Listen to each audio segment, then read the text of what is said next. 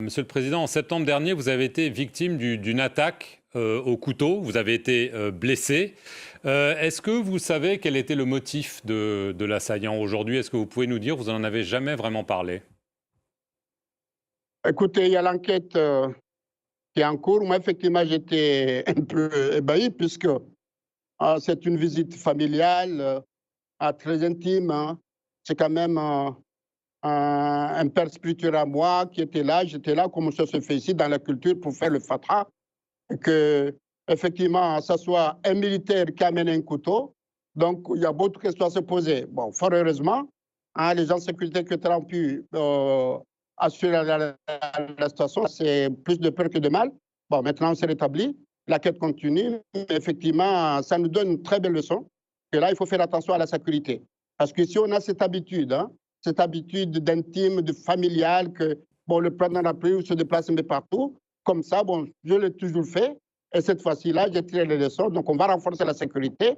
Mais effectivement, vous avez parfaitement raison. Il faut qu'on trouve les motifs de cet acte-là pour qu'on puisse en faire que ça ne se répète pas. Est-ce que, d'après vous, c'était un acte isolé ou c'était une opération coordonnée contre vous? Alors, l'enquête n'a pas... Moi, très sincèrement, je ne sais pas si je suis naïf. Je me demande qu'est-ce que j'ai fait pour subir ça.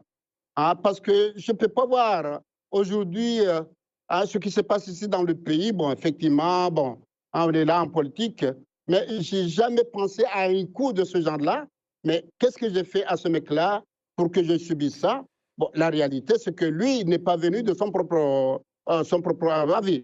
Il y a eu quelqu'un derrière lui. Maintenant, c'est aux enquêteurs de voir est-ce que c'est un acte isolé pour assassiner ou pour faire un coup, ou bien un acte malheureusement politique ou bien qui a été commandité. Bon, il est trop tôt pour le dire. Laissons l'enquête évoluer et puis le moment viendra pour en parler. Alors, cette personne est décédée le lendemain en détention, dans des conditions troubles. L'enquête a été vite bouclée. Sa famille a déposé plainte pour faire toute la lumière. Est-ce qu'il y a eu une bavure à son égard? Ça, je ne sais pas, je ne peux pas lire. Donc, bon, ce qu'on a dit de ce monsieur-là, ce qu'on sait, c'est que c'est quelqu'un qui n'était pas mentalement très bien. Donc, tout peut y arriver. Bon, là, je ne peux pas me prononcer sur des questions d'enquête. On laisse aux gens spécialisés dans le domaine pour en parler. Donc, voilà ce que vous dites, que la famille est en train de protester, c'est tout à fait son droit le plus absolu. Mais ce qu'on a constaté, c'est que cette famille-là est accueillie à Mayotte. On n'a pas compris pourquoi.